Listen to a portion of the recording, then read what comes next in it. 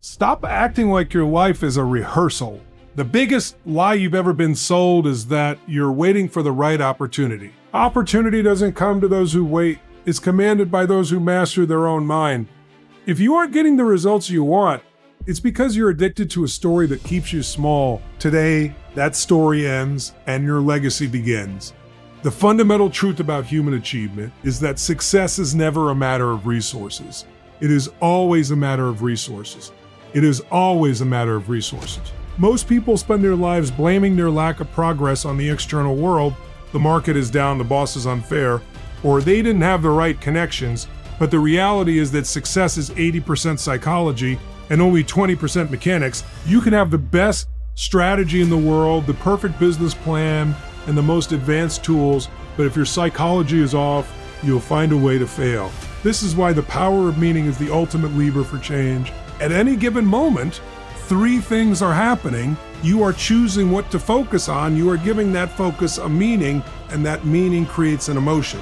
That emotion then dictates your life. If you focus on what you can't control, you will feel overwhelmed and paralyzed.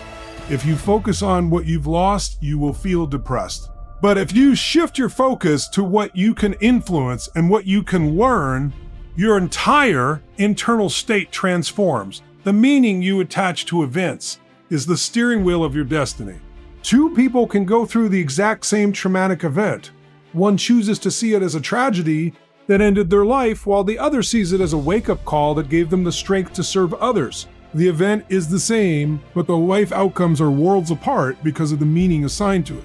You have to understand that nothing in life has any meaning except the meaning you give it. If you want to change your results, you have to stop being a passive observer of your thoughts and start being a conscious creator of your perspective. You must audit the labels you put on your experiences. Is a problem a crisis, or is it a challenge? Is a failure a dead end, or is it vital feedback? The words you use to describe your life become the house you live in. When you master the art of finding an empowering meaning in every situation, especially the painful ones, you become unstoppable. You no longer react to the world, you command it. You move from being a feather in the wind to being the wind itself. This shift in psychology is the difference between a life of quiet desperation and a life of extraordinary fulfillment. You must discipline your mind to look for the gift in the struggle, because the quality of your life is the quality of the meanings you create every single day. To master your mindset, you must understand that your internal world is governed by the three pillars of state: your physiology, your focus, and your language. Most people wait for something outside of themselves to happen before they feel good, but a leader knows that state is something you create on demand. If you want to break through in your business, your relationships, or your health, you cannot start with the problem. You must start with the energy you bring to the problem. The fastest way to change how you feel is to change how you move. Your emotions are created by emotion. If you slump your shoulders, breathe shallowly, and look at the floor, you are literally signaling to your nervous system to produce the biochemistry of depression. But if you throw your shoulders back, take a deep, diaphragmatic breath, and put a radical grin on your face, you change your blood chemistry in an instant. You cannot be depressed and powerful at the same time. Radical physical movement breaks the pattern of mediocrity and forces your brain into a state of peak performance. Once your body is primed, you must master your focus. Where focus goes, energy flows. If you are focused on what you are afraid of, you are essentially pre-playing a movie of failure in your mind. Your brain doesn't know the difference between a vivid imagination and reality, so it begins to respond as if that failure is actually happening. To master your mindset, you must ruthlessly direct your focus toward your goals and the actions required to achieve them. You must ask yourself better questions. Instead of asking, "Why does this always happen to me?" which only directs your focus toward excuses, you must ask, "How can I use this to get to the next level?" The quality of your life is a direct reflection of the quality of the questions you ask yourself every single day. Finally, you must audit your language. The words you attach to your experience become your experience. If you say you are overwhelmed, you create a different neurological response than if you say you are challenged or growing. Language is the bridge between your thoughts and your reality.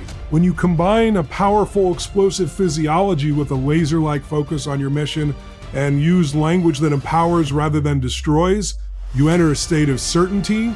In a state of certainty, you don't just try to do things. You execute with a level of intensity that ensures a result. This triad is the engine of your psychology. When these three pillars are aligned, you aren't just thinking about success. You are embodying the very frequency of it. This is how you close the gap between who you are and who you were born to be. The truth about human nature is that we do not get what we want in life. We get what we tolerate.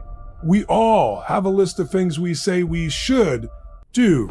I should lose weight. I should start that business. I should spend more time with my kids. I should be more present in my marriage. But should is a word that carries no power.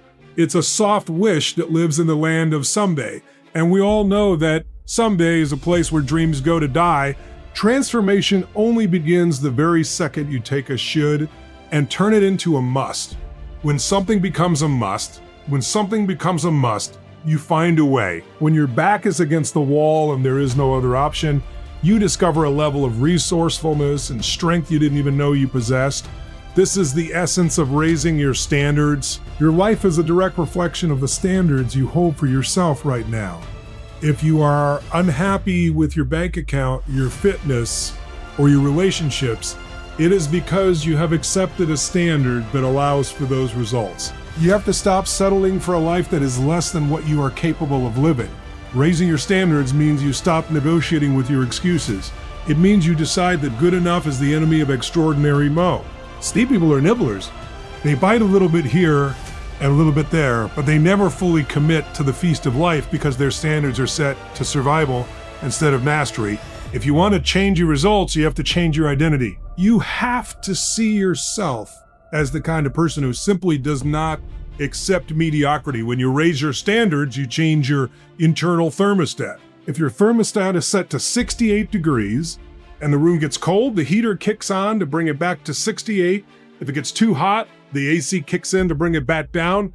Most people have their success thermostat set way too low. They hit a little bit of momentum and then they subconsciously sabotage themselves because they aren't comfortable with the heat of greatness. You have to rip that thermostat off the wall and set it to a level that demands growth. You have to demand more of yourself than anyone else could ever expect of you. That is the mark of a leader. When you raise your standards, you don't just change your behavior, you change your soul. You begin to operate from a place of conviction rather than convenience. You no longer ask for permission to succeed, you command it through the sheer force of your commitment. Knowledge is not power. Knowledge is only potential power. Knowledge is only potential power. We live in an information age where everyone has the how-to in the palm of their hand. Yet most people are starving for results. Why? Because they are drowning in information but starving for wisdom and execution. Mastery doesn't come from babbling, it comes from total immersion.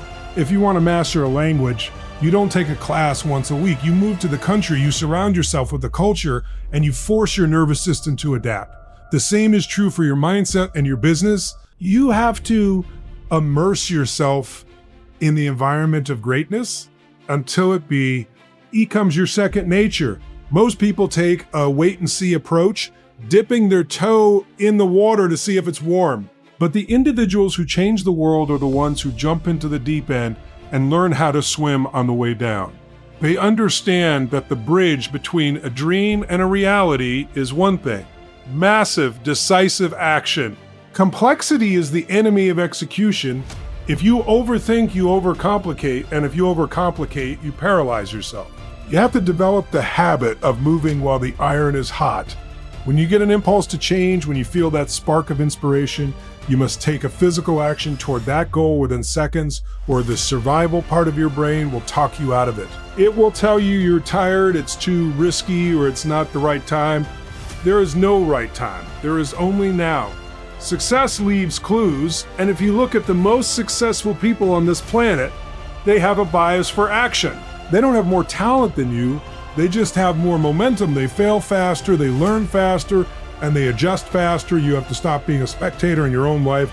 You have to stop attending the seminar of one day and start the apprenticeship of today. Execution is what separates the dreamers from the achievers. It's the willingness to be messy, to be imperfect, and to stay in the game until the job is done. You don't need more pinputs. You need more outputs. You need to take the tools you have right now and use them with such intensity that the universe has no choice but to give way. Total immersion means you close off the exits. You burn the boats so there's no retreating to the old version of yourself. When you commit to massive action, you create a centrifugal force that pulls opportunities, people, and resources toward you. It's not about doing 1,000 things, it's about doing that. Right things with a level of resolve that cannot be shaken.